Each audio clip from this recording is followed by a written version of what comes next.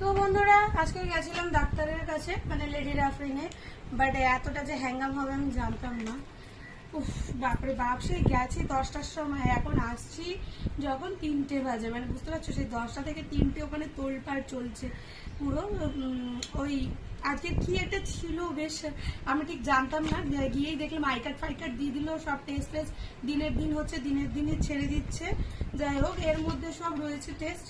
আমি কিছুটা বুঝেছি, কিছুটা বুঝিনি, জানি না কি ব্যাপার কি বললো। ডাক্তারকে অ্যাকচুয়ালি গেলাম বলবার জন্য যে আমার গ্যাসের ব্যথা হচ্ছে, তার জন্য তো আমাকে কোনো ওষুধই দিল না বা আমার কথা ঠিক মতো শুনলো না।